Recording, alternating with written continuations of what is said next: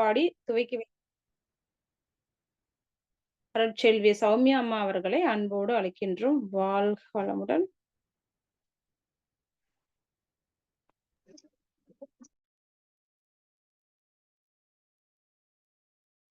எல்லாம் வல்ல தெய்வமது எங்கும் உள்ளது நீக்கமர சொல்லால் மட்டும் நம்பாதே சுயமாய் சிந்தித்தே தெளிவாய் வல்லாய் உடலில் இயக்கமவன் வாழ்வில் உயிரில் அறிவும் அவன் கல்லார் கற்றார் செயல் விளைவாய் காணும் இன்ப துன்பமவன் அவனின் இயக்கம் அணுவாற்றல் அணுவின் கூட்டு பக்குவம் நீ அவனில் தான் நீ முன்னிலவன் அவன் யார் நீ யார் பிரிவேது அவனை மறந்தால் நீ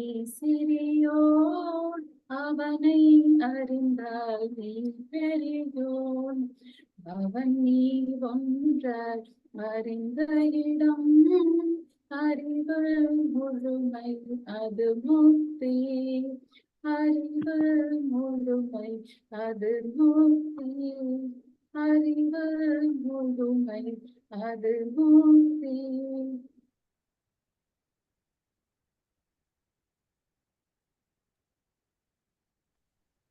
அண்டமதில் உருவெடுத்து அறிவை பெற்று அவ்வறிவு ஒன்று முதல் ஆறதாகி கொண்டமிலாம் இவ்வுருவில் குறிப்பில்லாமல் கோடான கோடி எண்ணி அனுபவித்து கண்ட பலன் என்னை அறிய நினைந்தேனப்போ கருகுணத்தை கனல் மூட்டி கருவாம் ஞான குண்டலினி எம்மை உணர்வை எழுப்பி குறித்து என்னை அறிவித்த குருவே அன்பே குறித்து என்னை அறிவித்த குருவே அன்பே.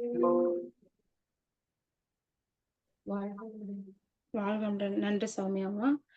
இறைவணக்கம் குருவனுக்கு. தொடர்ந்து தவம் நடத்தி வரவேற்புரை வழங்க அருள்நிதி பரமேஸ்வரி அம்மா அவர்களை அன்போடு அழைக்கின்றோம்.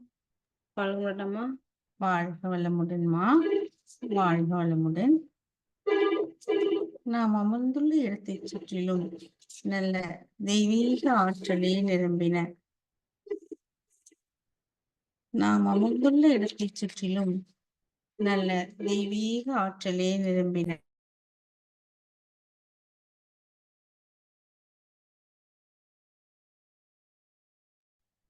அருட்பேராற்றல் உடலிலே உயிரிலே அலை அலையாக பாய்வதை உணர்கிறோம். அருட்பேராற்றல் உடலிலே உயிரிலே அலை அலையாக பாய்ந்து நிரம்புவதை உணர்கிறோம். அருட்பேராற்றல் உடலிலே உயிரிலே அலை அலையாக பாய்ந்து நிரம்புவதை உணர்கிறோம். அருட்பேராற்றல் இரவும் பகலும் எல்லா நேரங்களிலும் எல்லா இடங்களிலும் எல்லா தொழில்களிலும் உறுதுணையாகவும் பாதுகாப்பாகவும் வழிநடத்துவதாகவும் அமையுமாக. அன்னைக்கு வணக்கம். தந்தைக்கு வணக்கம். ஆசான் அருட்தந்தை வேதாத்ரி மகரிஷி அவர்களுக்கு வணக்கம். தவம் துரியம் துவக்கம் ஆக்கினை.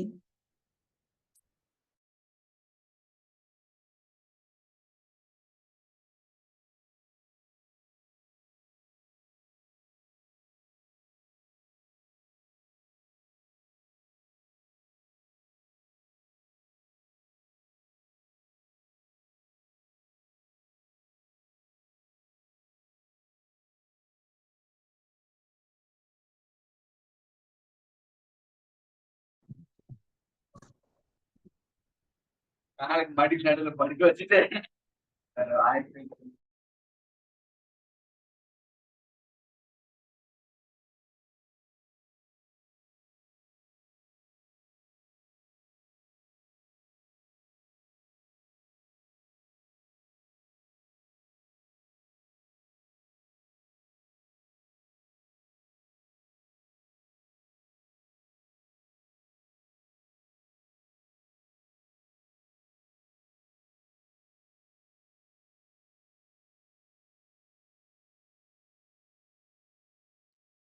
விரியம்,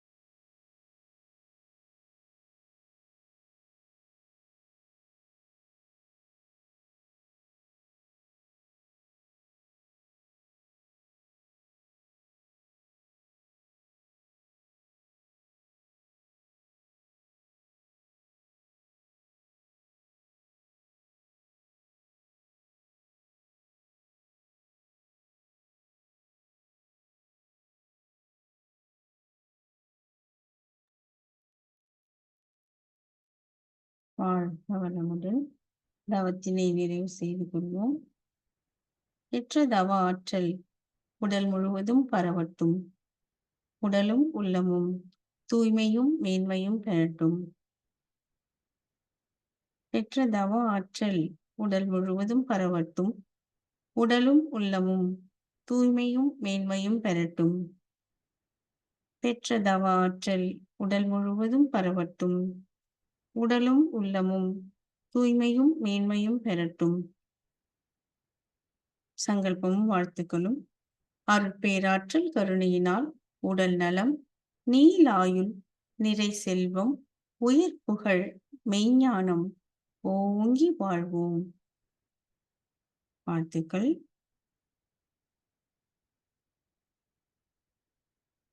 வாழ்க்கை துணையை வாழ்த்துவோம்.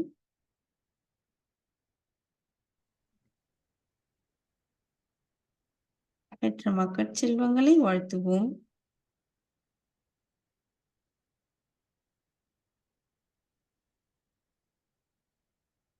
உடன் பிறந்தவர்களை வாழ்த்துவோம்.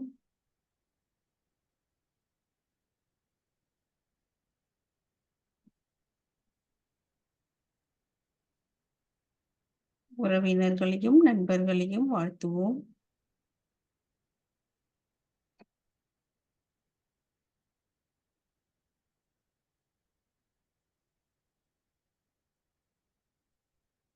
தொழில் துறையிலே நம் தினசரி அன்றாட வாழ்வில் துணை புரிவோர் அத்தனை பேரையும் வாழ்த்துவோம்.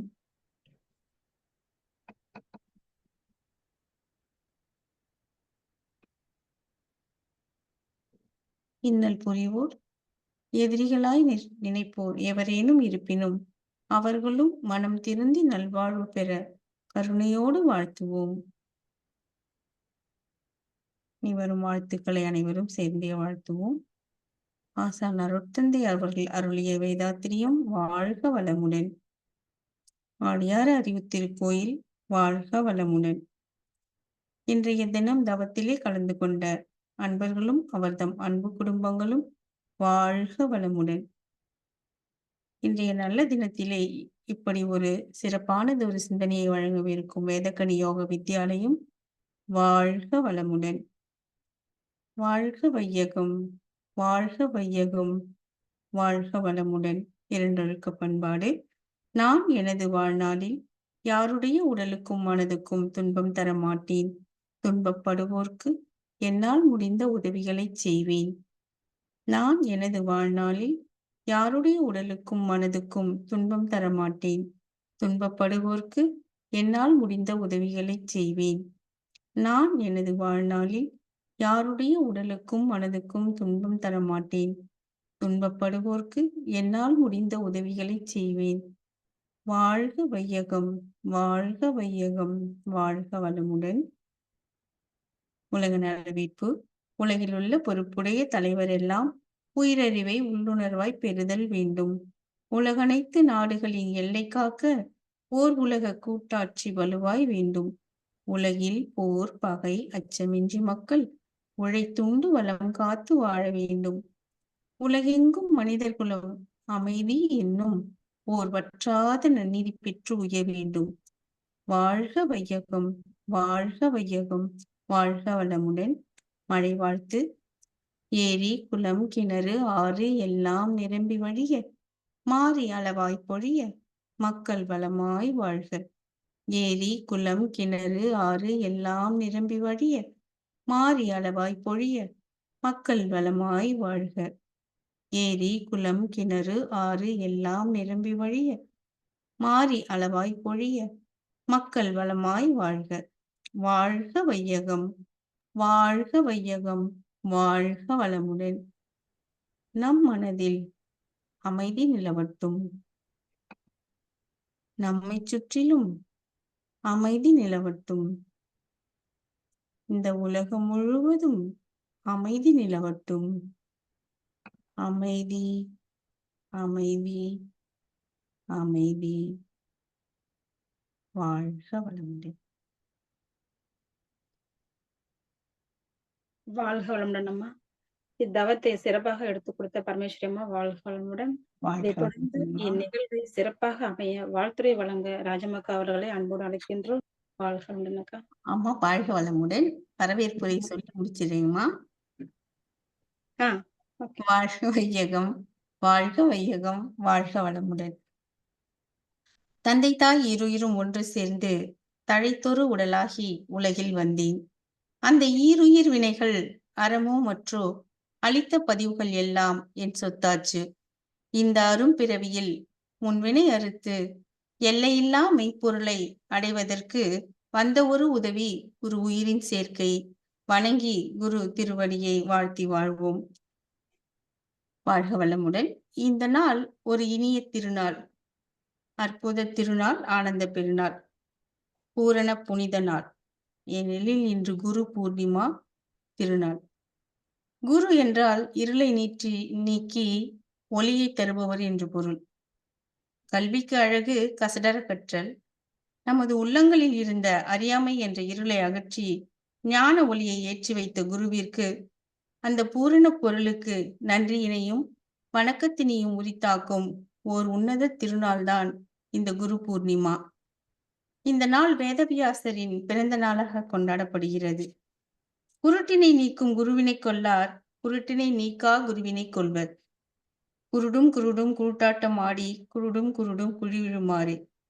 அவ்வாறெல்லாம் அறியாமை இருளில் மூழ்கி விடாமல் இருக்க உதவும் குருவின் மேன்மையையும் மேன்மையான ஞான குருவினை எவ்வாறு அடைவது என்ற வழிமுறைகளையும் அறியும் விதமாக இன்றைய தலைப்பில் இந்த நல்ல தினத்திலே நமக்கு சிந்தனை விருந்தளிக்கும் நமது ஆசான் பேராசிரியர் குணசேகரன் ஐயா அவர்களை வணங்கி வரவேற்கிறோம்.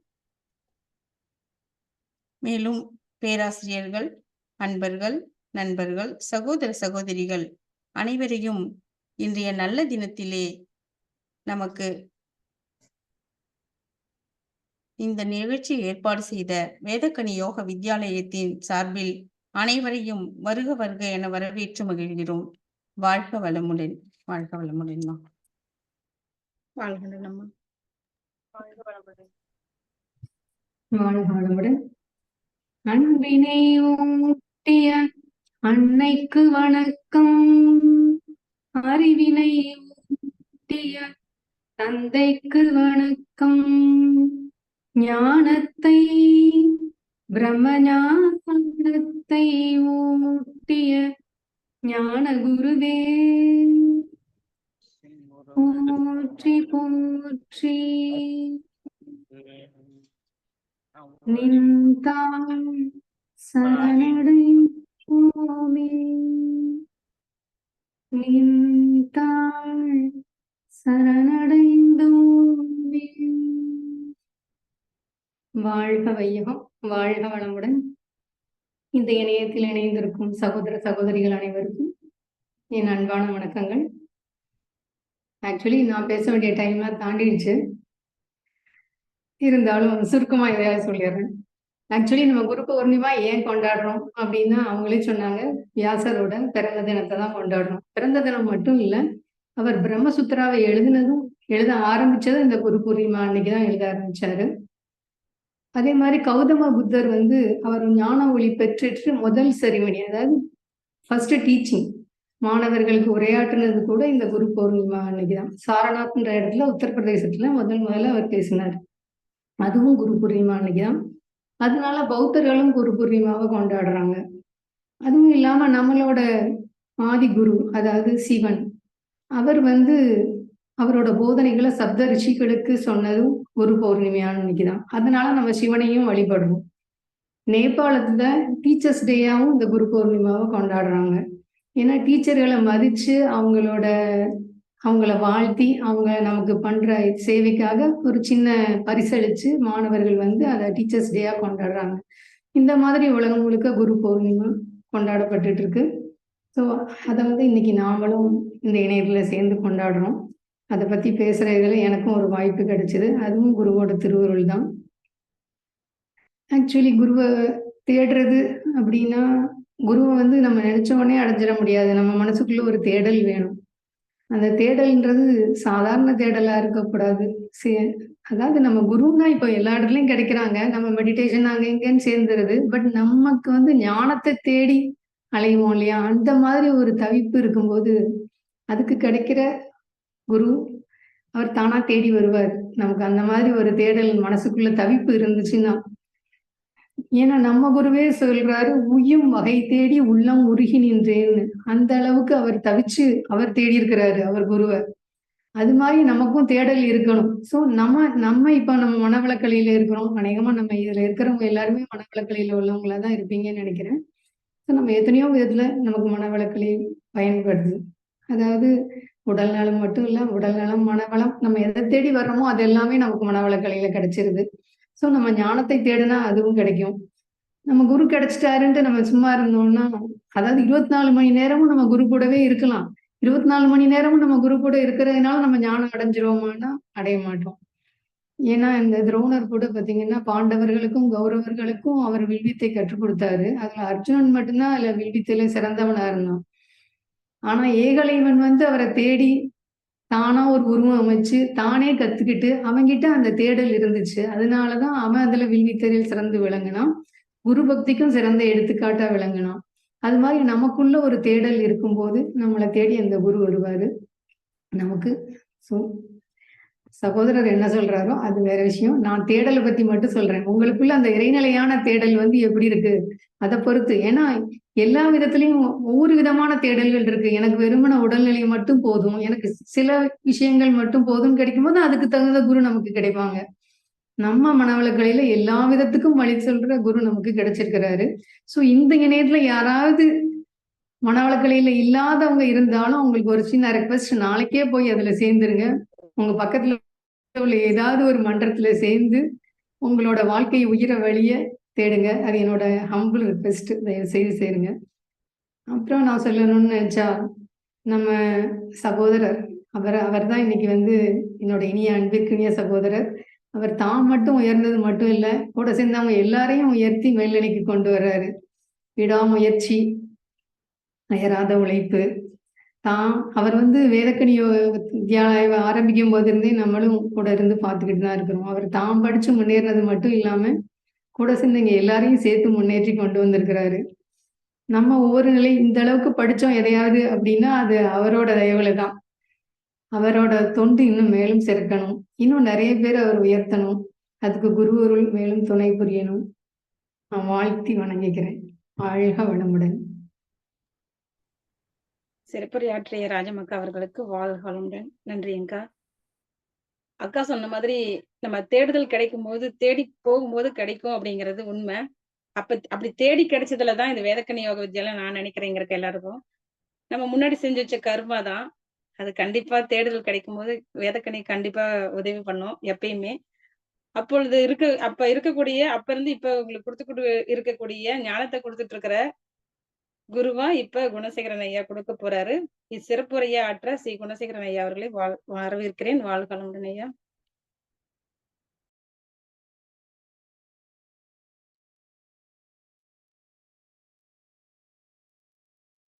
வாழ்க வையகம், வாழ்க வையகம், வாழ்க வளமுடன். குரு வாழ்க, குருவே துணை. தப்பாது குரு உயர்வு மதிப்போர் தம்மை தரத்தில் உயர்த்தி பிறவி பயனை நல்கும். தப்பாது குரு உயர்வு மதிப்போர் தம்மை தரத்தில் உயர்த்தி பிறவி பயனை நல்கும். எவர் ஒருவர் குருவை மதித்தொழுகினாலும் தப்பாது குரு உயர்வு மதிப்போர் தம்மை தரத்தில் உயர்த்தி பிறவி பயனை நல்கும். இணையத்தில் இணைந்திருக்கும் அன்பு சகோதர சகோதரிகளாகிய உங்கள் அனைவருக்கும் இந்த மாலை பொழுதின் அன்பான வணக்கத்தையும் வாழ்த்துக்களையும் தெரிவித்துக் கொள்வதோடு, இந்த ஒரு புனிதமான நல்ல தினத்தில் தங்களினுடைய முகங்களை காணுகின்ற ஒரு பாக்கியம் பெற்றவனாகிறேன். வாழ்க வளமுடன். அனைவருக்கும் குரு அருள் பரிபூர்ணமாக கிட்டட்டும். இன்றைய தலைப்புக்கு, இந்த நல்ல தினத்தில் நாம் எடுத்துக்கொண்ட தலைப்பு குருவின் மேன்மை என்ன என்பதை பற்றியும், சரியான குருவை எப்படி தேர்ந்தெடுப்பது என்பதை பற்றியும் தலைப்பாக கொண்டு, importance of the guru and how to find the great real guru அப்படிங்கிறத நம்ம தலைப்பு இன்னைக்கு எடுத்து இந்த சிந்தனைக்கு எடுத்துக்கிறோம். எண்ணற்ற சிந்தனையாளர்கள், மெய்ஞானிகள், ரிஷிகள், முனிவர்கள் தன்னுடைய வாழ்நாள் முழுவதும் இந்த உலகம் உய்வதற்காக அவர்கள் வாழ்நாள் முழுவதும் அர்ப்பணித்து அவர்கள் ஆற்றிய தொண்டில் இருந்து கிடைத்தவைதான் இன்று நம் சிந்தனைக்கான உரை. அவர்களை எல்லாம் வணங்கும் விதமாக இந்த குரு பூர்ணிமா தினத்தில் நாம் சிந்தனைக்கு அவர்களின் வழியில் நிற்கின்றோம். இன்னைக்கு நம்ம பார்க்கக்கூடிய இந்த வகுப்புல குருவினுடைய வரலாறு, குரு அப்படிங்கிற ஒரு ஸ்தானத்துக்கான இருக்கக்கூடிய லட்சணம், குரு சிஷ்ய பரம்பரை எப்படி வந்திருக்கு, சிஷியனுக்கான லட்சணம் என்ன, குருவினுடைய மேன்மை என்ன, இந்நாளில் இயங்கிக் கொண்டு இருக்கக்கூடிய குரு யார், இதுதான் நம்மளுடைய இன்னைக்கு வகுப்பினுடைய அஜெண்டா. இதை பத்தி தான் நம்ம பார்க்க போறோம். ஷார்ட்டா ஒரு 15 to 20 மினிட்ஸ்ல நான் முடிச்சிருவேன். குருவின் வரலாறு, அதை யோகானு சாசனம் மகரிஷி பதஞ்சலி எழுதும் போது இது யோக பரம்பரையாக வரக்கூடியது, அனுசாசனம் தொடர்ந்து ஒருத்தர் ஃபாலோ பண்ணி வரக்கூடியது அப்படின்னு ஆரம்பிக்கிறாரு. அப்படி ஆரம்பிக்கும் போது இது எங்க ஆரம்பிச்சிருக்கோம் அப்படின்னு பார்த்தோம்னா, ஒரு சின்ன வரலாறு. முதலில் ஒரு மனிதர் அமர்ந்து தனக்குள்ளார இருந்தே யோக தத்துவங்களையும் யோக பயிற்சிகளையும் தனக்குள்ளார இருந்தே உள்ளுணர்வா பெற்றதை வைத்துக்கொண்டு அவர் யோக முறைகளை பயிற்சி செய்யறாரு. அவருக்கு சிம்பிளா ஒரு பேர் நம்மளால சொல்லப்பட்டது சிவயோகி அப்படின்னு. அந்த சிவயோகி முனிவர், அந்த முனிவர் செய்து கொண்டு இருந்த அவர் முதல்ல பயிற்சி பண்ணதுனால அவருக்கு ஆதியோகின்னு பேரு, அவருக்கு சிவயோகின்னு பேரு. அதன் பிறகு அவரு அந்த பயிற்சி பண்ணது, அதனுடைய அடைந்த அந்த பலன் தன்னை உணர்ந்து அவர் முழுமை அடைந்த பிறகு அந்த யோக நிலை அடைந்ததுனால அவர் யோகி. அதன் பிறகு அவர் மற்றவர்களுக்கு கற்றுக் கொடுக்க ஆரம்பிக்கிறாரு. அவர் தான் ஆதிகுரு. அன்று முதல் இன்று வரை பரம்பரையாக அதை பயிற்றுவிக்கப்பட்டு அது ஒருத்தர் மூலமா ஒருத்தருக்கு கேரியாகி இன்று வரைக்கும் வந்து கொண்டே இருக்கிறது. சைவத்துல வடமொழி, தென்மொழி, திராவிட மொழின்னு சொல்லுவாங்க இருக்கிறது. திராவிட மொழி 2 மொழி தான் பாரதத்துல தொன்மையான மொழி, பழமையான மொழி. இந்த 2 மொழிகளை அடிப்படையாக கொண்டுதான் இந்த மொழிகள் எப்பொழுது முழுமையாக நிற்கிறதோ அப்போ எல்லா விதமான இன்னல்களும் நீங்கும். இந்த மொழிகளில் தான் இந்த உண்மையான பாடல்கள், இந்த யோகாக்கான அனைத்தும் உள்ளாரதான் மறைக்கப்பட்டிருக்கு. இந்த வகையில நம்ம இங்க சைவத்துல பார்க்கும்போது திராவிட மொழியில சைவத்துல இது இங்க சிவம் அப்படின்னு சொல்றோம், அங்க ஈஸ்வரான்னு சொல்றோம். அவ்வளவு. ஈஸ்வரா சிவன் அப்படிங்கிறது இறைவனை, பிரம்மத்தை, இறைநிலையை குறிப்பிடக்கூடியதுதான், வேற ஒண்ணும் கிடையாது. ஈஸ்வரன் என்பது என்ன அல்லது இறைவன் என்பது என்ன, குரு என்பது என்ன, எல்லாம் ஒண்ணுதான். அப்போ கடவுளை தான் நம்ம குருன்னு சொல்றோம். ஆனா கடவுள் எப்படி இங்க காட்சி அளிப்பார் அப்படின்னா, அதனுடைய அவர் காட்சி அளிக்கின்ற விதம் மனிதர்கள் மூலமாக இருக்கும்போது மனிதர்கள் உருவத்தில் குருவை காணுகின்றோம். அப்ப மனிதன் உருவத்தில் குருவை காணும் போது, அல்லது மனிதன் குருவாக நமக்கு போதிக்கிறாரு அப்படிங்கிறது தான் நமக்கு இருக்கக்கூடிய தகவல்.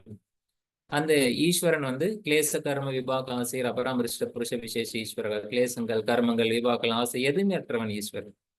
பற்றற்றவன் பற்றுக, பற்று இல்லாதவனை பற்றிக்கொள், அவன் தான் ஈஸ்வரன், அவன் தான் குரு. அவ்வளவுதான், வேற ஒன்றும் கிடையாது. சிம்பிள். ஸோ இதன் அடிப்படையில நாம் இன்னைக்கு குருன்னு பார்க்கறதும், இறைவனை வழிபடுறதும், இறைவன் வழியில படுக்கிறதும் ஒண்ணுதான். ஸோ அப்படிதான் இன்னைக்கு நம்ம குரு பூர்ணிமா அப்படிங்கறது வந்து குருவை வணங்கும் நாளாக கொண்டு நாம் இந்த சிந்தனைக்கு வந்திருக்கோம்.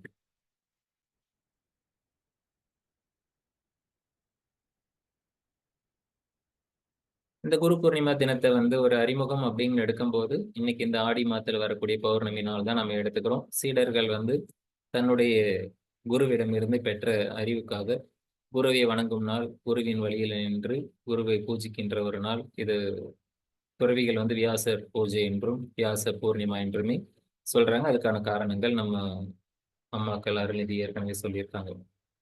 இப்ப நம்ம குரு அப்படிங்கிறதுக்கான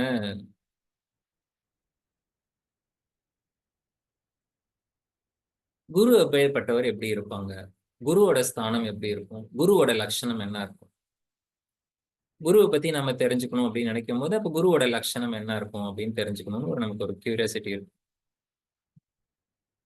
குருவை சொல்றதுக்கு முன்னாடி ஒரு சின்ன அறிமுகப்படுத்திக்கிறேன். இந்த பாடெல்லாம் எங்கிருந்து எடுத்தது அப்படின்னா, இதெல்லாம் என்னுடைய குருநாதர் அவரு குரு வணக்கமாக எழுதிய பாடல்கள். இப்ப குருநாதர் அப்படின்னு சொல்லும் போது எல்லாருக்குமே இந்த குரு அப்படிங்கிறது கொஞ்ச நேரத்துக்கு முன்னாடியே அக்கா வந்து சொன்னாங்க, நீங்க எல்லாமே கொஞ்சம் மனவளக்கலையில சேர்ந்துருங்க அப்படின்னு சொல்லிட்டு, அதுக்கான காரணம் ஏன்னு சொல்லிடுறேன். மனவளக்கலை பரப்புவதற்காக இந்த வார்த்தை சொல்லவில்லை.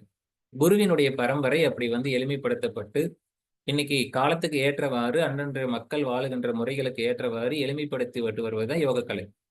அப்படி பரம்பரையாக வந்தது. இப்ப லேட்டஸ்ட் வெர்ஷன், சிம்பிளா எல்லாருக்கும் தமிழ்ல புரியுற மாதிரி சொல்லணும்னா லேட்டஸ்ட் வெர்ஷன் தான் இந்த மனவளக்கலைன்னு சொல்லக்கூடிய வேதாத்திரியம். ஸோ அதுல வந்து இப்ப நமக்கு வந்து நாம இந்த பூமியில அவரு வாழ்ற இந்த காலத்திலேயே நம்ம பிறந்திருக்கிறதுனா நம்ம எல்லாமே மிகப்பெரிய பாக்கியசாலிகள். அவ்வளவு அதை வந்து நம்ம கைக்குள்ள இருந்து கைகிட்டே இருந்து நம்ம மிஸ் பண்ணிடக்கூடாதுங்கிறதுனால நாளைக்கே ஜாயின் பண்ணிருக்கணும் அக்கா சொல்றாங்க. வேற ஒண்ணு. அவர் எழுதின அந்த பாடல்ல இருந்து முதல்ல ஒரு குரு அப்படிங்கிறவர் எப்படி இருப்பாரு அப்படிங்கிறதுக்கு ஒரு உதாரணம் கொண்டு கொடுக்குறாரு. இந்த மாதிரி குருவை நீங்க வந்து தேடுறது வந்து தேடி பார்க்கணும். அதுக்கு ஒரு சில விதிமுறைகளும் இருக்கு. அதை நான் கடைசியா சொல்றேன். இப்ப இந்த பாடல்களை பார்க்கலாம். குருங்கிறவர் எப்படி இருப்பாரு.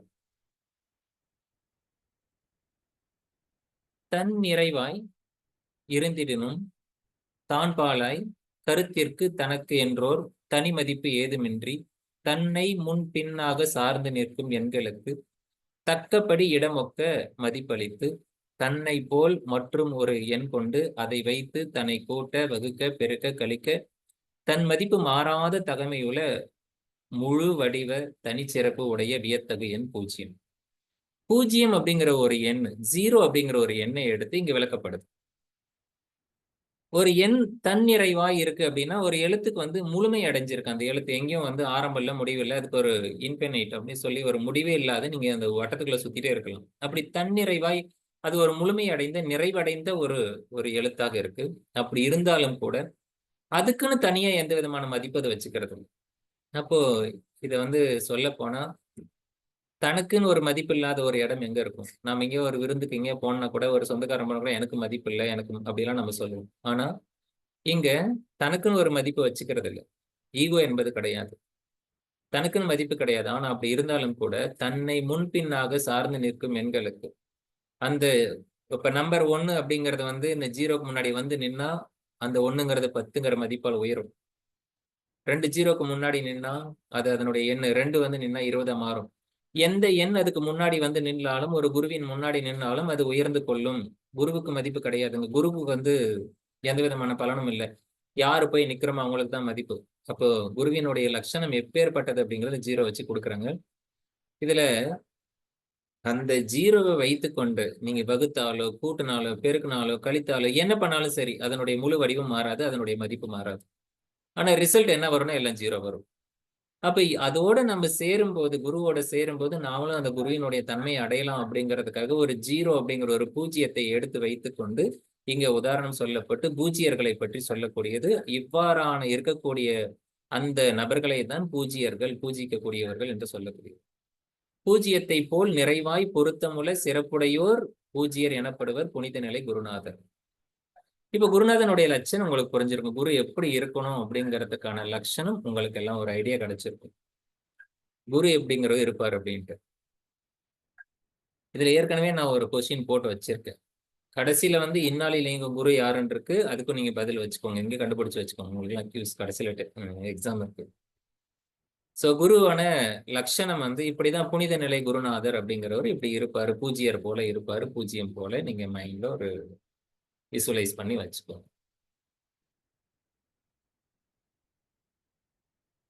குரு சிஷியோட பரம்பரை சிவ யோகியில இருந்து, சிவன்ல இருந்து இன்னைக்கு வரைக்கும் இருக்கிற வரைக்கும் கடந்து வந்திருக்கிறதா சொல்லணும். அந்த குருவோட லட்சணம் சிஷியர்களோட அவங்களுடைய சேர்க்கை எல்லாம் எப்படி இருக்கும்? குரு எதை சொல்லி கொடுப்பாரு?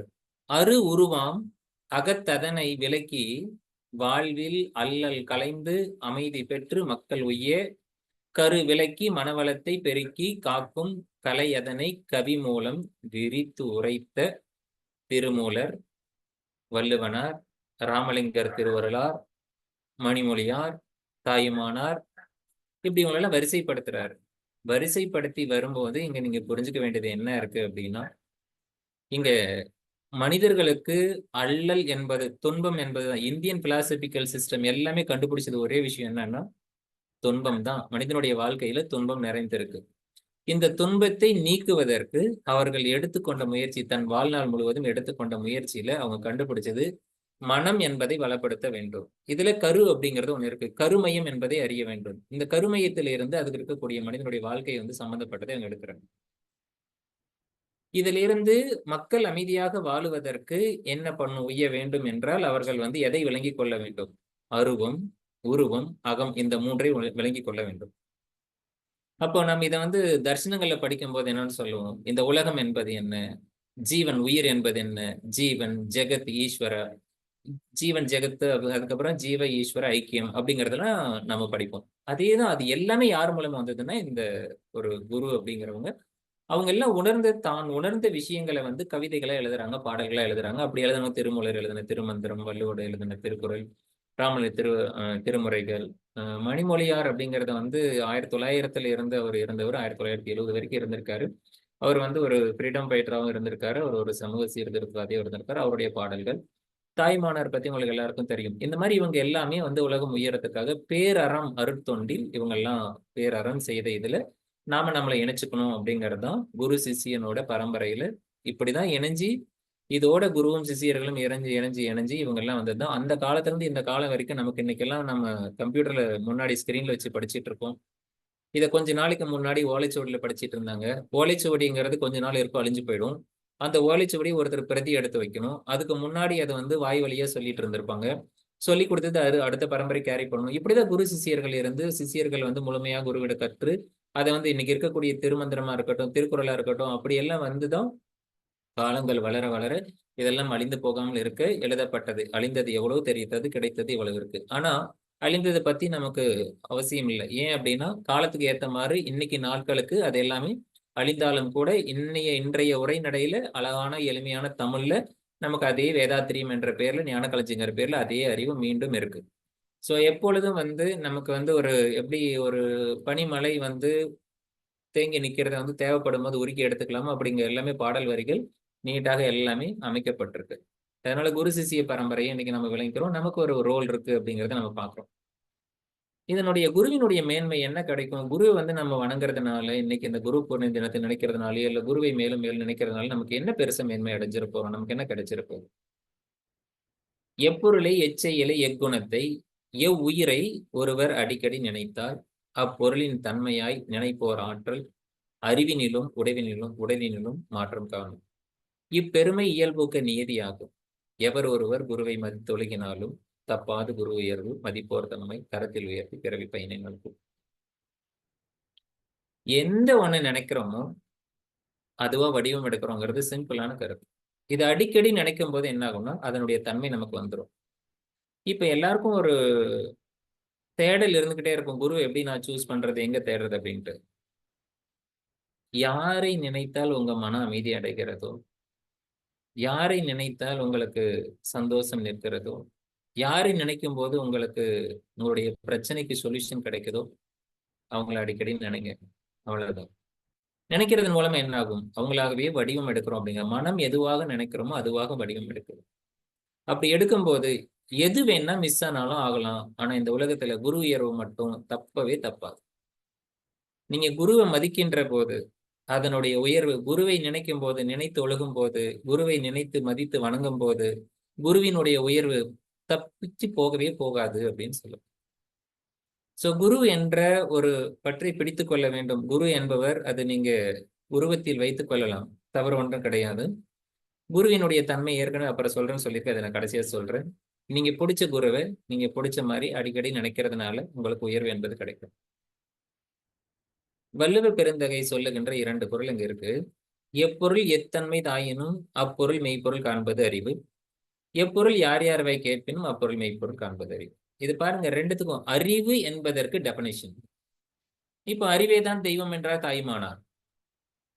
இப்போ அறிவு என்பதுதான் தெய்வம், அறிவு என்பதுதான் குரு. அறிவு என்பதை விலக்கி காட்டுவதற்காக குரு, சான்ஸ்கிரிட் வேர்டு குரு அப்படின்னு சொல்றோம். கூனா இருளு, ரூனா நீக்கிறது. இருளை நீக்கி நமக்கு ஒளியை, ஞானத்தை, விஸ்டம் கொடுக்கக்கூடிய அந்த ஒரு சொல் பதம் அப்படிதான் எடுக்கிறோம் குரு அப்படிங்கிறது. அப்ப குருனாலும் அறிவுனாலும் இறைவனாலும் எல்லாம் ஒண்ணுதான். அப்ப அந்த சூப்பர் கான்சியஸ்னஸ் உள்ளாடக்கூடிய அந்த அறிவு என்பதற்கு இப்ப யாராவது நம்மளை பார்த்து அறிவு இருக்கா அப்படின்னு கேட்டா நமக்கு சமக்கம் வந்துடும். ஏன்னா நம்மகிட்ட அறிவு பூரணமா இருக்கு, அது யாரும் இல்லைன்னு சொல்லிட முடியாது. அப்படி சொல்லும்போது நமக்கு கோவம் வந்துடும். ஆனா நமக்கு அந்த அறிவு பயன்படுகின்ற நேரத்துல அது பயன்பட மாட்டேங்குது. அப்ப அந்த பயன்பாடு இல்லாத போது அதனுடைய உண்மைத்தன்மையை அறிந்து கொள்வதற்கு என்ன வேணும் அப்படிங்கிறது உண்மையிலேயே நீங்க இதுக்கு முன்னாடி இந்த திருக்குறளுக்கெல்லாம் நீங்க விளக்கம் படிச்சிருப்பீங்க, எல்லாருக்கும் விளக்கம் தெரியும். இதுல பொருள் என்பது ஒண்ணுதான். இதுக்கு 2 அர்த்தம் இருக்கிறது. ஒண்ணு பொருள் என்றால் திங்ஸ், பொருட்கள். இன்னொன்னு பொருள் என்றால் பொருள் கூறு, அர்த்தம் சொல்லுது. சான்ஸ்கிரிட்ல அர்த்தம்னு ஒரு வார்த்தை இருக்கு. அந்த அர்த்தம் அப்படிங்கறது அப்படிதான், மீனிங் சொல்றதுக்கு பேர் தான் அர்த்தம். இன்னொன்னு அர்த்தம்னா பொருள், திங்ஸ். ஸோ இது சான்ஸ்கிரிட்ல பார்த்தாலும் சரி, தமிழ்ல பார்த்தாலும் சரி, இதுக்கு 2 பொருள் இருக்கு. ஒன்னு பொருள் திங்ஸ், இன்னொன்னு அர்த்தம் சொல்றது, மீனிங் சொல்றது. இது ரெண்டுத்துக்கும் சேர்த்து ரெண்டுத்துக்கும் ஒரு இது கொடுக்குறாங்க திருவள்ளுவர். எவ்வளவு ஒரு அற்புதமான இந்த 2 திருக்குறள் எடுங்க. எந்த ஒரு பொருளை, எந்த ஒரு திங்ஸை எடுத்தாலும் அந்த பொருளினுடைய உண்மைத்தன்மை என்னன்னு போய் பார்த்தீங்கன்னா அதுக்குள்ளார அறிவு தான் இருக்கு. அதனுடைய மெய்த்தன்மை என்ன இருக்குன்னா, எதை பகுத்து கொண்டே போனாலும் இறுதியில் இருக்கக்கூடியது பிரம்மம் ஒன்றுதான், இறைவன் ஒன்றுதான். அந்த உண்மைத்தன்மையை உணர வேண்டும். அப்ப அந்த உண்மைத்தன்மையை உணரணும் அப்படின்னா அதுக்கு ஒரு குரு வேணும். எந்த சொல் யார் சொன்னாலும் சரி, அந்த சொல்லினுடைய பொருள் உண்மையை நாம் அறியறதா அப்படின்னு நினைக்கிறோம். அந்த பொருளுக்கு ஒரு வாக்கு அப்படிங்கிறது எங்க உருவாகுது அப்படின்னு பார்த்தோன்னா அது மூலம் எங்க இருந்து வரும்னா அது அறிவில இருந்து வரும். அந்த உண்மை பொருளை மெய்ப்பொருள் அப்படிங்கிற ஒரு பொருள் இந்த உலகியல் வார்த்தைகளை கொண்டு, உலகியல் விஷயங்களை கொண்டுதான் நமக்கு எக்ஸ்பிளைன் பண்ணுவாங்க. ஆனா குரு என்பவர் உங்களுக்கு ஒரு பிரச்சனைன்னு சொன்னா உலகியல் வாழ்க்கைக்கு சொல்யூஷன் கொடுக்க மாட்டாங்க. சோ அதை தாண்டி உலகியல் தாண்டின விஷயத்துல உண்மை பொருள் என்ன இருக்கோ அந்த மெய்ப்பொருளை விளக்குவதன் மூலமாக உங்களுக்கு இந்த உலகியல் விஷயத்தில் இருக்கக்கூடிய பிரச்சனை சாதாரணமா ஆயிடும். அப்படிதான் குருங்கிறவர் உங்களுக்கு போதனை கொடுப்பாங்க. சோ நீங்க கேட்கிற கேள்விக்கு நேரடியா பதில் வரும்னு நீங்க எதிர்பார்த்தீங்கன்னா அவர் சொல்ல வரதை நமக்கு புரியலன்னு அர்த்தம். அப்போ ஒரு குரு எப்படி கொடுப்பாங்க அப்படின்னா, உண்மையான குரு என்ன பண்ணுவாங்கன்னா, எந்த ஒரு உலகியல் பிரச்சனைக்காக சொல்யூஷனுக்காக போய் நின்னாலும் அவங்க கொடுக்கிற விளக்கம் மெய்ப்பொருள் விளக்கமாகத்தான் இருக்கும். மெய்ப்பொருள் விளக்கத்தில் இருக்கும் போது இங்க இருக்கக்கூடிய பொய்ப்பொருள் எல்லாம் உணர்ந்துவிடும். அப்ப பொய்ப்பொருளை புரிஞ்சுக்கிறதன் மூலமாக பொய்ப்பொருள் பிரச்சனையே இல்லைன்னு நமக்கு தெரிஞ்சிடும். சிஷியனுக்கான லட்சணம். உய்யும் வகை தேடி உள்ளம் ஒருங்கி நின்றேனாக்கா இதை குறிப்பிட்டு சொன்னாங்க. உய்யறதுன்னா ஒண்ணும் இல்லை, வாழ்றதுதான். வாழ்றதுக்கு வகை தேடி உள்ளம் உருகி நின்றேன். உள்ளம் உருகி நிற்கிற வார்த்தைக்கு ஒரு பெரிய வார்த்தை அது. உயர் ஞான தீட்சையினால் உள் ஒடுங்கி குருவினுடைய தீட்சை. இப்போ மகரிஷி வேதாத்திரி மகரிஷிக்குள்ள வள்ளலார் இருந்தாரு. வள்ளலாரோட தியானத்துல திருமூலர் இருந்தாரு, திருவள்ளுவர் இருந்தாரு.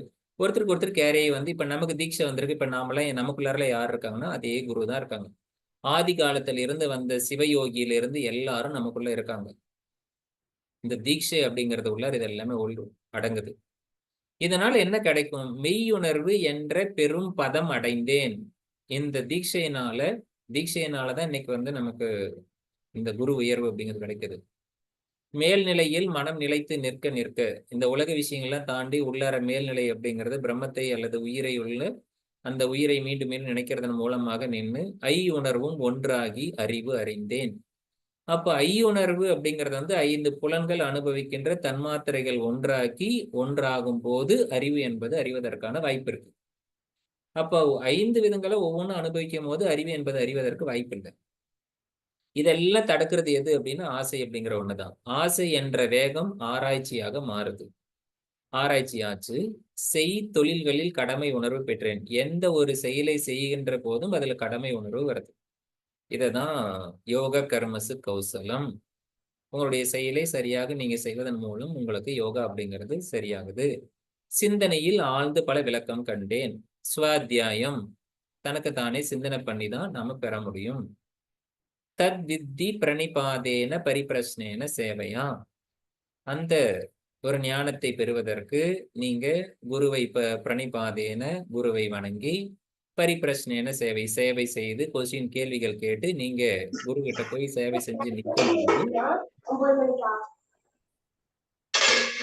உபதேசந்தி உபதேசந்தி உபதேசம் செய்வார்கள். யாரு? தே அவர்கள். எவர்கள்? ஞானினாம் ஞானினக தத்துவ தர்சினக, தத்துவ ஞானத்தை பெற்ற ஞானிகள் உங்களுக்கு ஞானத்தை பற்றிய உபதேசத்தை அளிப்பார்கள். சோ உங்களுக்கு ஞானத்தை கொடுக்கக்கூடியவர்கள் யாரு அப்படின்னா ஞானத்தை பெற்ற தத்துவ ஞானிகள் உங்களுக்கு கொடுப்பாங்க. அதுக்கு நாம என்ன பண்ணணும்? நம்ம கிட்ட வந்து பிரணிபாதேன வணங்கியும் சேவை செய்தும் கேள்விகள் கேட்டும் ஞானத்தை பெற வேண்டும் என்பது சிஷியங்களுக்கான லட்சணம். எதற்காக இதெல்லாம் செய்யணும்? முட்டைக்குள் அமைந்த கரு உடலாலும் உயிராலும் வளர்ச்சி பெற்றால் மூடிய ஓடு உடைந்து விடும். கொஞ்சு வெளி உலகை கண்டு இன்பம் துய்க்கும். திட்டமிட்டு அறமாற்றி தூய்மை பெற்றுவிட்டால் அறிவில் உடலில் தீரும் வினை. புலன்மயக்கம் தாண்டிடலாம். தீய வினைப்பதிவு எல்லாம் விட்டுவிடும். விளைவாக வீடு பேர் எனும் அறிவை அறிதல் கெட்டும். வினைப்பையனை போக்காமல் வீட்டை அடைய விரும்புவதோ பொருந்திடாது. இந்த பாடல்களை விளக்கமெல்லாம் கொடுக்கணும்னு அவசியம் கிடையாது. மகரிஷி அப்படி எளிமைப்படுத்தப்பட்டிருக்கு. யோக தத்துவங்களுடைய சாரங்களை தமிழ்ல எளிமைப்படுத்தப்பட்டிருக்கு. அதனாலதான் இது பாமர மக்களின் தத்துவ ஞானி என்று சொல்றோம். அதனாலதான் அவருடைய தத்துவத்தில் நீங்க போய் ஜாயின் பண்ணி ரொம்ப எளிமையா இருக்குன்னு சொல்றது. நமக்கு அறம் என்பது ஒன்று கையில நிற்கும் போதுதான் நமக்கு அறிவு அப்படிங்கறது வந்து முழுமையடையும். அறிவை அறிதல் கிட்டும் வீடு பேரு. அப்ப அறிவை அறிதல் தான் வீடு பேரு, வேற ஒண்ணும் பெருசா கிடையாது. வீடு பேருன்னா எதையோ நினைச்சிட்டு இருக்கோம், ஏதோ மோட்சம் அப்படிலாம் இன்னும் பெருசா நினைச்சிட்டு இருக்கோம். கைவல்லி வீடு பேரு மோட்சம். அறிவை அறிதல் தான், வேற ஒண்ணும் கிடையாது. வினை பயன் இருக்கின்ற வரைக்கும், சித்தவருத்தி இருக்கிற வரைக்கும் இதை பார்க்க போறது. ததா திரஷ்டு ஸ்வரூபே அவஸ்தானம். அது இல்லைன்னா விருத்தி சாரூபி மிதரத்திர, அவ்வளவுதான். அப்படி சொன்ன சம்ஸ்கிருதத்துல சொன்னா புரிய மாட்டேங்குது, இப்படி தமிழ்ல சொன்னாலும் புரிய மாட்டேங்குதுன்னா புரிஞ்சுக்கிறதுக்காக முயற்சி பண்ண வேண்டியது, அவ்வளவுதான். அவ்வளவுதான் இன்னைக்கு குரு பூர்ணிமோட உபதேசங்கள். தக்க வழி அருட்குருவின் தாழ் பணிந்து தவம் பயின்று தன்னை உணர்தல் நியதி. இந்த நீதிங்கிற வார்த்தையில் நானே ஆட் பண்ணிட்டது. குரு வணக்க பாடல் இது இருக்காது, புரிவதற்காக நான் எழுதி வச்சுட்டேன். தக்க வழி அருட்குருவின் தாழ் பணிந்து பிரணிபாதேன், அதேதான். குருவினுடைய பணிந்து ஈஸ்வர பிரணிதான சரணடைந்து தவம் பயின்று மெடிடேஷனை கத்துக்கிட்டு தன்னை உணர்றதுக்கு நம்மளுடைய இதுதான் நம்மளுடைய நியதி, அதுதான் முழுமை அப்படிங்கிறது தான் இந்த பிறவியினுடைய பயன். அதுக்காக தான் நம்ம முயற்சி பண்ணிட்டு இருக்கோம். இப்போ நமக்கான கேள்வி நேரத்துக்கு வந்துடும். இந்நாளில் இயங்கும் குரு யார்? இப்ப நம்ம குருவை எங்க போய் தேடுறது? உங்க உபதேசம் உங்க பாட்டெல்லாம் ஓகே சார், எனக்கு குரு வேணும், நான் தேடணும், எங்க கண்டுபிடிக்கிறது? எல்லாரோட கேள்வி இதுதான். குரு எப்படி இருப்பாரு, அவர் எப்படி நான் தேடி கண்டுபிடிக்கிறது? எனக்குன்னு ஒரு குரு இருந்தா கரெக்டா இருக்கும், பரவாயில்லையா இருக்கும் தேடல். முதல்ல ஒரு குரு அப்படிங்கிறது சிம்பிளா சொல்லணும்னா காலேன அனுவச்சேதா அபிகுரு. சோ காலங்கள் கடந்து குருவாக இருக்கக்கூடியவன் ஒருவன் தான். அவன் ஈஸ்வரன் தான், சிவன் தான், இறைவன் தான். இறைநிலை எங்க இருக்குன்னா தனக்குள்ளதான் இருக்கு. குருவை எங்க தேட வேண்டும்? தனக்குள்ள தேட வேண்டும். ஆனா குரு இல்லாத ஒரு ஒரு விஷயத்தை அடைய முடியாதுன்னு சொல்லும் போது அப்ப குரு நான் வெளியில தேட வேண்டியதா இருக்கு. குருவை தேடிக்கொண்டிருந்தால் உங்கள் மனம் இன்னும் சிஷியனாகவே நம்பிக்கொண்டிருக்கிறது. சிஷியர்கள் என்ற எண்ணத்தை மாற்றி உங்களை நீங்களாகவே குருவாக உயர்த்தி கொள்ளுங்கள். இதுதான் குரு உயர்வு, வேற ஒண்ணும் கிடையாது. அப்ப குரு என்ற நிலையில நிற்கும் போது நாம் எப்படி சார் குருவாக முடியும்? எது குரு? நமக்குள்ளார எது குரு தன்மை? யாராவது நம்ம கிட்ட ஏதாவது ஒரு பிரச்சனைன்னு வந்து நிற்கும் போது நம்மளுடைய மனம் எப்படி சிந்திக்கும்? அந்த பிரச்சனைக்கு ஏதாவது ஒரு நல்வழி காட்டிவிட வேண்டும். அப்ப நம்ம என்ன பண்ணுவோம்? நம்ம சிந்தனையில ஆழ்ந்து எடுப்போம் உள்ளார இருந்து. அந்த உள்ளார இருந்து வரக்கூடியது அறிவு. அந்த உள்ளார இருந்து வரக்கூடியது குரு உபதேசம், வேற ஒண்ணும் கிடையாது. அப்ப அது சொல்லும் போது நம்ம என்ன சொல்லிப்போம் மனசுக்குள்ளார? என்ன சொல்லுவோம் உண்மையிலேயே? தெரியல இது. இது என்ன சொல்றாரோ இறைவன் உள்ளார இருந்து கொடுக்கக்கூடிய குருவோட அறிவு உள்ளார இருந்து வரக்கூடியது. இந்த எண்ணம் நமக்கு ஓங்க ஆரம்பிக்கும். இப்ப நம்ம ஒண்ணு கொடுக்கும் போது நம்மளுதுன்னு ஒண்ணு கொடுக்கறது இல்லை. நான் இது வந்து என்னுடைய கருத்து அப்படின்னு சொல்லாம குரு உள்ளார இருந்து சொல்லட்டும் அப்படிங்கிற அந்த மனதை உள்ளார நினைச்சு ஆள் மனதுல இருந்து ஒண்ணு எடுத்து கொடுத்தா அது அவங்களுக்கு உபதேசம். நாம பெறுவதும் இப்படிதான், நாம கொடுப்பதும் அப்படிதான். பெறும்போது சிஷியன் ஆகிறோம், கொடுக்கும்போது குருவாகிறோம், அவ்வளவுதான். அப்ப இந்த குருவை இந்த இடத்துல நிற்கும் போது மனிதர்களை பார்க்கும்போது மனிதனுடைய உபதேசம் என்பது வேற, மனிதனுடைய வாழ்க்கை வேற. கிருஷ்ண பகவானுடைய வாழ்க்கை வேற, கிருஷ்ண பகவானோட உபதேசம் வேற. இதை ரெண்டு போட்டு கன்ஃபியூஸ் பண்ணிக்கிறோம். இதுதான் இன்னைக்கு உலகத்துல இருக்கக்கூடிய ஒட்டுமொத்த பிரச்சனை காரணம். குரு அப்படிங்கிறவரோட வாழ்க்கையில அவருக்கு ஏகப்பட்ட தன்மை, அவருடைய செயல்பாடுகள் வேற மாதிரி இருக்கும். ஆனா உபதேசங்கள் வேறையா இருக்கும். அப்ப உபதேசம் செயல்பாடு ஒன்னா இருக்கும்னா அது அமைய பெறுவது வந்து எல்லாருக்கும் அரிதானது. அனைவருக்கும் அப்படி கிடைக்க முடியும். அப்போ உங்களுக்கு தேவையானது உங்களுக்கு அந்த சந்தர்ப்பத்துல மனிதன் அங்க நிற்கும் போது யாராவது ஒரு மனிதருக்கு மூலமாக இறைவன் அங்க உபதேசத்தை கொடுப்பாரு, அவ்வளவுதான். ஏன்னா இறைவனால மெய்வருத்த கூலி தரும். எப்பொழுது? முயற்சி செய்யும் போது. இறைவனால ஒரு சில விஷயங்கள் செய்ய முடியாது. அவர்கிட்ட புலன்கள் கிடையாது, வாய் கிடையாது, பேச முடியாது. அவன் அந்த அறிவு வந்து இயங்க முடியும். அந்த அறிவு எந்த சக்தி, அது என்ன பண்ண முடியும்? பக்கத்துல இருக்கிற ஒருத்தர் மூலமா உங்களுக்கு சொல்ல முடியும். அந்த நேரத்துல பார்த்தா உங்க பக்கத்துல அவன் பிச்சைக்காரனா கூட இருப்பான். அந்த உபதேசம் கொடுக்குறான் அவன் யாரு? இப்ப குரு தான். சோ அந்த மாதிரி அறிவு தான் குரு அப்படிங்கிறது உங்களுக்கு புரிய ஆரம்பிச்சதுன்னா அந்த இடத்துல ஒவ்வொன்றும் அந்த அமைதியில நீங்க பெறுவதற்கான பக்குவம் பெறும்போது சிஷியர்கள் ஆகிறோம். மற்றவங்க துன்பம் வரும்போது நீங்க அதை சிந்தனை பண்ணி கொடுக்கும் போது அந்த சிந்தனையிலிருந்து உள்ளார்ந்து வரதான் நாம குருவாகிறோம். அவ்வளவு. இந்த நிலையில் நிற்கும் போது இன்னைக்கு வந்து இப்படி எடுத்துக்க முடியுமா சார் அப்படின்னு சொன்னா அப்படிதான். எண்ணற்ற குருமார்கள் இன்னைக்கு குருவாக வணங்கக்கூடிய எல்லோருக்கும் கேன்சர் வந்திருக்கு, எல்லோருக்கும் நோய் வந்திருக்கு, எல்லோருக்கும் மரணம் வந்திருக்கு, சிறிய வயதிலே வந்திருக்கு. என்ன பண்ண முடியும்? உடல் அப்படிதான், ஸ்தூல உடல் அப்படிதான், அருவும் உருவும் ஆனது விளங்கிக் கொள்வதற்கு நாம தான் முயற்சி பண்ணணும். அப்ப நாம எங்க நிக்கிறோம் அப்படின்னு சொன்னா இன்னைக்கு இயங்கிக் கொண்டிருக்கிற குருவாக இருக்கிறது இயக்கம் என்று ஒன்றை எடுத்துக்கொண்டால் இறைநிலைய இயக்கம் தான். அது வேற ஒன்று, அறிவின் அசைவு, ஆதியின் அசைவே பரமானு. அவை ஒவ்வொன்றிலும் எல்லாத்திலும் இருந்து இன்று வரை, அன்று முதல் இன்று வரை உருவான அனைத்தையும் அவனுடைய பரிமாற்றம் தான். இறைவனுடைய பரிமாற்றத்துல வந்திருக்கிற நாம இறைவனுடைய நிலையை வந்து பெரிதாக யோசிக்கும் போது, மனதை விரிக்கும் போது உங்களுக்கு எல்லையற்ற தன்மை வரும்போது இந்த சிறிய தன்மையான சின்ன சின்ன குழப்பங்கள்லாம் தீர்ந்து போய்விடும். அதற்கு இடம் இருக்காது. அறிவியலை நம்பி நிற்க வேண்டிய அவசியம் இருக்கிறது.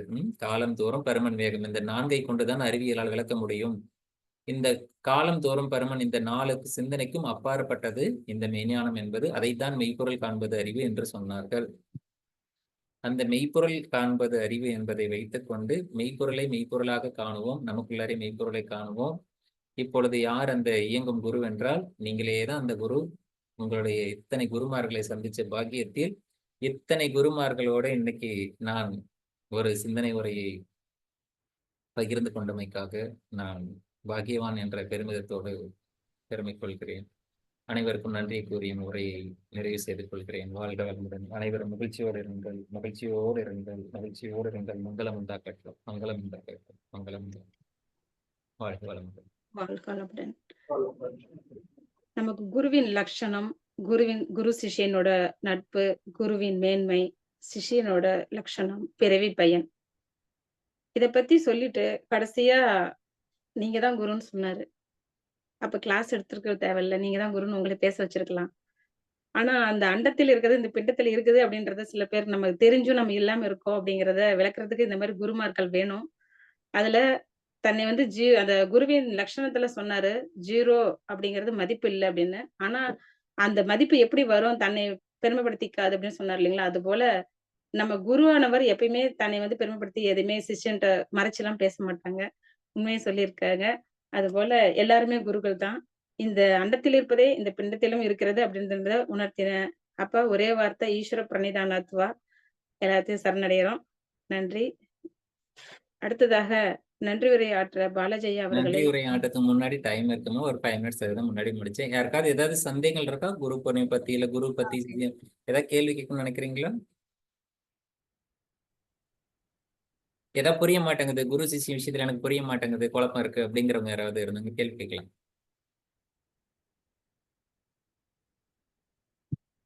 கேள்வி ஞானம் உயர்ந்த ஞானம். வாழ்க வளமுடன். கேள்வி கேட்பவர் தான் உயர்ந்த குரு. அதுக்காக கேட்கல. டவுட் இருந்ததுனால கேட்கிறேன். இப்ப நம்ம குருன்னு இப்ப சொல்றோம் இல்லைங்களா? இப்ப இந்த ஞான குரு இப்படிலாம் சொல்றோம். இவங்க எல்லாம் ஸ்பிரிச்சுவலா சொல்றவங்க மட்டும்தான் குருவா? ஸோ இப்போ என்ன கொஸ்டின் வந்து நான் முதல்ல கொஸ்டின் கரெக்டாக புரிஞ்சுக்கிறேன்னு கிளாரிஃபை பண்ணிக்கிறேன். ஸோ படிக்கும்போது பள்ளிக்கூடத்தில் வந்து டீச்சர்ஸை குருன்னு சொல்கிறோம், மாதா பிதா தெய்வம் குரு அப்படி சொல்கிறோம். ஒரு டைலர் கடைக்காரர் கற்றுக் கொடுத்தவர் வந்து டைலர் கடைக்காரர் வந்து குருன்னு சொல்லுவார். ஒரு மேஸ்திரி தன்னோட வேலை கற்றுக் கொடுத்தவர் குருன்னு சொல்லுவார். ஸோ எத்தொழில் யார் யார் பண்ணாலும் அந்த தொழிலுக்கெல்லாம் யார் யாரெல்லாம் கற்றுக் கொடுக்குறாங்களோ அவங்க எல்லாமே குரு அப்படிங்கிறது ஒரு காமனான ஒரு வார்த்தை. இப்போ இதுல மெய்ப்பொருள் ஒன்று. இப்ப நாம் இங்க குருன்னு எடுத்துக்கிறதும் ஒரு தொழில ஒரு உலகியல் மக்கள் அவங்க தொழிலை கற்றுக் கொடுக்க ஒரு அதாவது சிம்பிளான அந்த வார்த்தைக்கு மீனிங் என்னன்னா குரு அறியாமையை நீக்கி ஒரு விஷயம் புரிய வைக்கிறது. அப்படி புரிய வைக்கிறவ யாரோ அவர் தான் குரு. அப்போ ஒரு விஷயம் தெரியாம இருக்கு, அது சொல்லி கொடுக்குறாரு, அவ்வளவுதான். அப்படி கொடுக்கும்போது அவர் குருங்கிற ஸ்தானத்தை அடைஞ்சிடுறாரு. இங்க உயர்ந்த ஒரு நிலை அப்படின்னு வரும்போது ஆன்மீகம் வரும்போது ஆன்மீகத்துல எது எது டார்கெட்டா இருக்கும் அப்படின்னா மெய்ப்பொருள் உணர்றது மட்டும்தான். அதை மெய்ப்பொருள் உணர்ந்த குருவால மட்டும்தான் உணர்த்த முடியும். மெய்ப்பொருள் உணர்ந்த குருவுக்கும் மற்ற குருவுக்கும் ஒரு வித்தியாசம் இருக்கு. மெய்ப்பொருள் உணர்ந்த குரு மெய்ப்பொருள் உணர்ந்த விஷயம் மெய்ப்பொருள் உணர்றதுக்காக மட்டும்தான் முயற்சி பண்ணுவாரு. மீதி எல்லாம் அந்த உணராத குரு உலகியல் விஷயத்துல எக்ஸ்பிளைன் பண்ணுவாரு. அதுதான் வந்து குருடும் குருடும் குருடாட்டி நீங்க சொன்ன திருமந்திரம் அதுதான். ஸோ அது வந்து குருடும் குருடும் குருடாட்டாடி குழி விழுந்தவாறு. ஸோ 2 பேருமே அதை வந்து அச்சீவ் பண்ண மாட்டாங்க, மெய்ப்பொருள் போக மாட்டாங்க. மெய்ப்பொருள் அடைந்த ஒரு குரு மெய்ப்பொருளை எக்ஸ்பிளைன் பண்ண முடியாது. காலையில வேல்முருகன் கிளாஸ் எடுத்தாரு, சும்மா லய லயான்னு சொல்லிட்டு இருக்க வேண்டியதான், லய லயன்னு கத்திட்டு இருக்க வேண்டியதான். அந்த லயத்தை என்னால எக்ஸ்பிளைன் பண்ண முடியாது, அது உணர முடியும். ஆனாலும் ஒருவாறு முயற்சி பண்ணி அவங்க சொல்லிக் கொடுக்க ட்ரை பண்ணுவாங்க. அதுதான் ஸ்பிரிச்சுவல் குரு அப்படிங்கிறவங்க. வாழ்க வளமுடன். நம்ம கேள்விக்கு பதில் கரெக்டா, கேள்வி கரெக்டா, பதில் கரெக்டா? கரெக்ட் தான். அப்புறம் தத்தாத்திரேயர் சொல்றாரு, நான் காணும் பொருட்கள் எல்லாவற்றிலும் வந்து குருவா பார்க்கிறேன், எல்லாத்துக்கிட்டையும் கத்துக்கிறேன் அப்படின்னு சொல்றாரு. அப்போ எல்லாமே அப்ப இயற்கை எல்லாமே குரு தானே அப்போ? அதுக்கு விளக்கம் எல்லாமே சொல்லுங்க. பாரதி அதான்மா. உங்களுக்கு வந்து பிரம்மம் புரிஞ்சிருச்சுன்னா, அறிவு புரிஞ்சிருச்சுன்னா, எல்லா பொருளுடைய மெய்ப்பொருள் உண்மைத்தன்மை உள்ளார என்ன இருக்குன்னு போய் பார்த்தா அங்க இறைநிலை தான் இருக்கு. அது புரிஞ்ச எல்லாருக்கும் எல்லா விஷயத்திலும் இறைநிலை தான். இயற்கைன்னு இல்லை, ஒட்டுமொத்த சாதாரண உங்க வீட்டுக்கு வெளியே இருக்கக்கூடிய உங்க வீட்டுல இருக்கக்கூடிய ஒரு வெட்ட வெளி, அந்த வெளிச்சம் அதுவும் அவருக்கு குருவு தான், இருட்டும் குருவு தான். ஸோ அங்க வந்து அனைத்தும் சர்வம் வியாபித்து இருக்கக்கூடிய ஒட்டுமொத்த வெளியே வந்து பாரதியாரும் அதான் சொல்றாரு, எல்லாமே ஒன்னதான் சொல்ல வராங்க. அது என்னன்னா அது பிரம்மத்தை உணர்றது. பிரம்மம் அப்படிங்கறது என்ன நினைக்கிறோம்னா பிரம்மம் வெளியே எங்கே இருக்குன்னு நினைக்கிறோம். பிரம்மங்கிறது எல்லா இடத்துலையும் வியாபித்து இருக்கக்கூடிய ஒரு வெற்றிடம். இதுதான் பஞ்சபூதங்களை படிக்கும் போது கடைசியா வந்து விண்ணுன்ற தத்துவத்தை தாண்டி காந்தம்னு ஒண்ணு படிக்கணும். நம்ம எல்லாமே காற்றோட நிறுத்திடுவோம். காற்றுக்கு அடுத்து விண்ணுன்னு பஞ்சபூத பேர்ல மட்டும்தான் சொல்லுவோம். விண்ணுங்கிற தத்துவத்தை யாரும் நிறைய பேர் புரிஞ்சுக்கிறது வந்து அவ்வளவா கிடையாது. அப்ப விண்ணுங்கிற புரிஞ்சு மட்டும் தான் விஞ்ஞானி அப்படின்னு சொல்றோம். விண் என்ற ஞானம் பெற்றவர்கள். விண் என்றதுக்கு உள்ளார என்ன இருக்கு? விண் என்ற துகளிலிருந்து இருந்து எது வெளியே வருது? அந்த காந்தம். அந்த காந்தம் மனமாகவும் புலன்களில் நமக்கு தன்மாத்திரைகளாகவும் இருக்கு. அதெல்லாம் நம்ம அனுபவிச்சுட்டு தான் இருக்கோம். அந்த விண் என்ற காந்தம், காந்தத்துக்கு மூலமாக இருக்கக்கூடிய நிலை எதில் இதெல்லாம் இயங்குது அப்படின்னா அந்த பிரம்மத்துல இருக்கு. அந்த பிரம்மம் என்பது அறிவா இருக்கு. அறிவு தான் தெய்வமா இருக்கு. அறிவு தான் குருவா இருக்கு. அவ்வளவுதான். எங்க இல்ல, எங்க இருக்குன்னு சொல்றதை விட எங்க இல்லைன்னு கேட்டா பதில் இல்லை. எல்லா இடத்துலயும் இருக்கு, அவ்வளவுதான். அதனால எதுல இருந்து என்ன கத்துக்கணும்? சர்வமும் குருதான். இப்ப நிறைந்திருக்கார் குருங்கிறவரு. இப்ப நாம பார்க்கும் பார்வையிலும் நான் தேடுற தேடலையும் தான் நமக்கு அவரு குருவா தெரிவார் இல்லைங்களா? அபிப்பிராயத்தை மாத்திக்கணும், முடிஞ்சு, அவ்வளவுதான். வேற எதுவுமே கிடையாது. இன்னைக்கு வரைக்கும் சிசிய பிள்ளைன்னு நினைச்சீங்கன்னா நீங்க சிசியை தேடிக்கிட்டே இருக்கணும். முடிஞ்சது அப்படின்னா முடிஞ்சிருச்சு, அவ்வளவுதான். தேடல் நின்று போயிடும், அவ்வளவுதான். அடுத்து குருவா மாறிடும், அவ்வளவுதான். தேடல் இருக்கிற வரைக்கும் தானே வாழ்க்கை இருக்கும். அப்ப தேடிட்டே தான் தேடிக்கிட்டே இருந்தா தேடிட்டே இருக்கணும். அதுதான் உய்யும் வகை தேடி உருகி நில்லுங்க, அவ்வளவுதான். வேற ஒண்ணும் கிடையாது. ஓகே, வாழ்க வளமுடன். நன்றி, நன்றி. Thank you.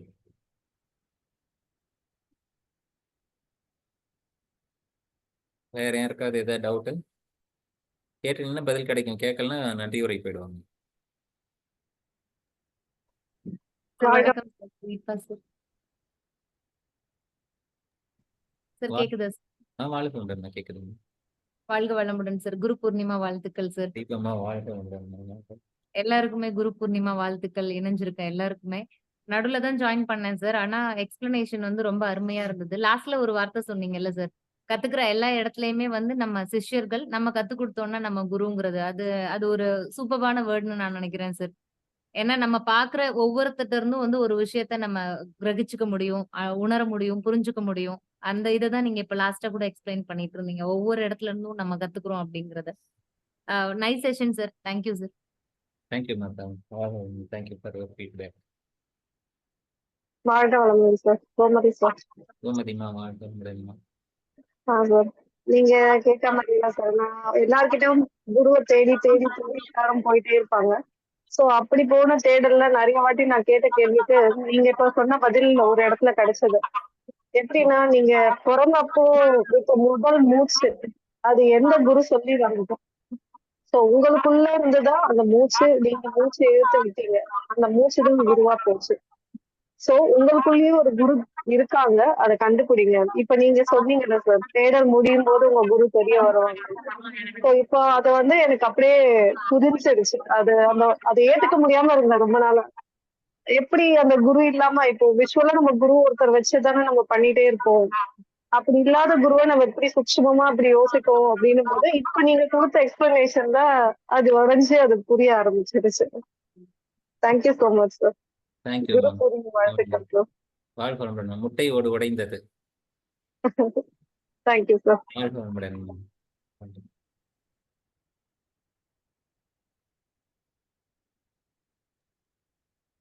Good evening, sir. Good evening. Pooja Sharma. பூஜம்மா வாழ்க வளமுடன். Yes, sir. Sir, in the last you told that everyone is Guru, yes. but we will not treat them as Guru. How We to will- treat? See, now we are learning from kids also. Many things we are learning from kids, day-to-day life. Many people will come around us that we learn many things from them also. And sometimes we are also giving them good advice, and we are also becoming gurus, the way you told us in the last. So how do we treat each other? Yes மதா. சிம்பிளா சொல்லணும்னா நமக்கு தெரியாத நிறைய விஷயம் இருக்கு அப்படின்னு நம்ம சொல்றோம். ஞானம் அடைந்தவர்கிட்டயும் தெரியாத நிறைய விஷயம் இருக்கும். Yes. ஞானம் அடைஞ்சவர்கிட்ட போய் ஒரு மெக்கானிக்கல் ஒர்க்கு போய் எப்படி ஒர்க் ஆகுதுன்னு கேட்டால் சொல்ல தெரியாது. ஸோ அவர்கிட்ட போய் ஒரு இன்ஜினியரிங் ஒர்க் கேட்டால் சொல்ல தெரியாது. சொல்லணும்னு அவசியம் கிடையாது. ஸோ மெய்ப்பொருளை உணர்வதற்கு, இறைநிலை உணர்வதற்கு நம்மக்கிட்ட பார்ஷியல் நாலேஜ் இருக்கு அப்படின்னா அது போதுமானது. அதாவது இந்த உலகியல் விஷயங்களை தாண்டினதுக்கு அப்பாற்பட்டது ஒன்று தான் நம்ம பார்க்கணும். இங்க வந்து நமக்கு தெரிஞ்சது என்ன அப்படின்னா தெரியாது வந்து இப்பவும் நமக்கு தெரியாது கொஞ்சம் கொஞ்சம் இருந்துகிட்டே இருக்கும். ஆனா அறிவுங்கிறது ஒரு பக்கம் இருக்கு, அறியாமை ஒரு பக்கம் இருக்கு. அறியாமை மட்டுமே வெளிப்பட்டு இருக்குன்னு நம்ம சொல்ல முடியாது. இப்ப நமக்கு வந்து அறியாமை மட்டும்தான் இருக்கு அப்படின்னா கிடையாது. அறிவும் ஒரு பக்கம் செயல்பட்டு தான் இருக்கு, அறியாமை இருக்கு. ரெண்டும் பகுதியா வந்துட்டு இருக்கு. நம்ம அறியாமையை விட்டுருவோம், அறிவை மட்டும் எடுத்துக்கிறோம். அறிவை மட்டும் எடுத்து அது வெளிப்படுத்தும் போது நம்ம குருவாகிறோம். அறியாமையில நிற்கும் போது நம்ம சிஷியர் ஆகிறோம், கத்துக்க முயற்சி பண்றோம். ஸோ அறியாமை எங்கெல்லாம் நிற்குதோ, எங்கெல்லாம் நமக்கு வந்து சொல்யூஷன் கிடைக்கலையோ, எங்கெல்லாம் ஆன்சர் கிடைக்கலையோ அங்கெல்லாம் நம்ம தேடுறோம், அங்கதான் நம்ம படிக்கிறோம். ஆனா அதுக்கு எண்டே கிடையாது, அது போய்கிட்டே இருக்கும். அது எண்டே கிடையாது.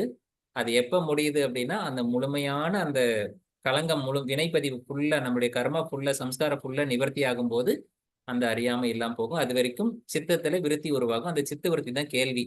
அங்க எதுவுமே இல்லைன்னா கொஷினே உருவாகாது, அறியாமையே இருக்காது. அந்த நிலை தான் முழுமையான நிலை, பூரணமான நிலை, கைவல்யம், அறிவியல் முழுமை, முக்தி அப்படின்னு சொல்றதெல்லாம் அந்த வார்த்தை தான். ஸோ நடுவுல நாம ஏன் லேர்ன் பண்றோம் அப்படின்னு சொன்னா, நமக்கு வந்து அறியாமை ஒரு பக்கம் இருக்கு, இன்னொரு பக்கம் நமக்கு அறிவும் இருக்கு. அந்த அறிவு நிலையே குருஸ்தானம் சொல்றோம், அறியாமை நிலையில சிஷியஸ்தானம் சொல்றோம். So how to behave with them, sir? How to? Now, like, I'm learning many things from you. Yes, So madam. I'm respecting you, and I'm like, okay, you are in my place of guru. Now I'm learning something from my kids, but I'm not treating them like guru, but I'm only learning from them. So that thing is not appropriate, no, sir. Yes Mehta. ரெண்டு aspect இருக்கு. அதான் சொல்றேன். வித்யா ஒரு concept இருக்கு, அவித்யா ஒரு concept இருக்கு. வித்யா part உங்க கிட்ட இருந்து உங்க குழந்தை வித்யா பார்ட் எடுக்கிறான்னு நீங்க குரு, அவ்வளவுதான். நீங்க அவித்யால நிக்கும் போது நீங்க சிஷியர் ஆகுறீங்க. அந்த அவித்யாவை ரிமூவ் பண்றதுக்கு நீங்க ஃபியூச்சர்ல இன்னொரு குருவை நீங்க தேடுவீங்க. அந்த தேடல் இருக்கும், நீங்க சர்ச் பண்ணுவீங்க. அது ஒரு நாள் கம்ப்ளீட் ஆகும். சார் இந்த கேள்விக்கு நான் எனக்கு தெரிஞ்ச ஒரு ஆன்சர் சொல்லலாமா சார்? ம் சோ இப்ப அவங்க சொன்ன கொஸ்டின் என்னன்னா, நான் இப்போ என்னோட சீனியர் இப்ப நான் உங்ககிட்ட இருந்து ஒரு விஷயத்த கத்துக்கும் போது நீங்க என்னோட குரு, உங்களுக்கு நான் மரியாதை கொடுக்குறேன். வேற நான் அதே விஷயத்த என் குழந்தைகிட்ட இருந்து கத்துக்கும் போது நான் அவங்களுக்கு வந்து ட்ரீட் பண்ணல, அது எப்படி சரியாகுங்கிறது தான் அவங்களோட கொஸ்டின். சோ அதுக்கு என்னோட ஆன்சர் என்னன்னா, இப்ப நான் அதை வந்து என் குழந்தைங்கிட்ட இம்ப்ளிமெண்ட் பண்ணுவேன் சார். என் பையன்ட்ட இருந்து ஒரு விஷயத்த நான் கத்துக்கிறேன்னா இமீடியட்டா அவனை வந்து நான் ஹானர் பண்ணுவேன் சார். டேய் கண்ணா, இன்னைக்கு உன்கிட்ட இருந்து நான் இந்த விஷயத்த கத்துட்டு இருக்கேன். சோ கிரேட்ரா, பாரு இந்த விஷயம் எனக்கு தெரிஞ்சிருக்குன்னு சொல்லிட்டு அப்பவே அவன்கிட்ட வந்து நான் சரண்டர் பண்ணி சொல்லுவேன், அப்ரிஷியேட் பண்ணுவேன். சோ அது ஒரு குரு வந்தனமா எனக்கு தெரியுது sir. Ma'am, is this correct? This is the question you asked, right? Yes, ma'am. And I also appreciate them, but same way. I was also asking the same thing. Yes. Okay. Yeah. Thank you, sir. Thank you, Yes, sir. ma'am. Okay. Thank you so much. So எப்போ வந்து எனக்கு question வந்து சரியா நான் புரிஞ்சுக்கலாம் நினைக்கிறேன். So அம்மா சொல்லும் போது புரியுது. ஸோ அது வந்து எப்போ நம்மளுடைய கீழே இருக்கிறவங்ககிட்ட நாம வந்து அவங்களுக்கு வந்து நம்ம ரெஸ்பெக்ட் பண்றோமோ அப்பவே நமக்குள்ளார ஈகோ உடைய ஆரம்பிச்சிடும். ஈகோ உடைஞ்சதுன்னா நம்ம மேல்நிலைக்கு வந்துடுவோம், அவ்வளவுதான். அதான் உயர்ந்த நிலையில மனதை வைக்கிறது அப்படின்னு சொல்றது. அது அது அந்த இடத்துல வந்து நமக்கு தடையே இருக்கக்கூடாது.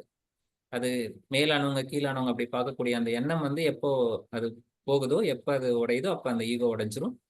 தன்முனைப்பு உடைஞ்ச உடனே, நானுங்கிறது உடைஞ்ச உடனே கொஞ்சம் கொஞ்சமா பிரேக் ஆக எனதுங்கிற கர்ம வினைகளும் டெஸ்ட்ராய் ஆக ஆரம்பிச்சிடும். The problem is ego then, sir.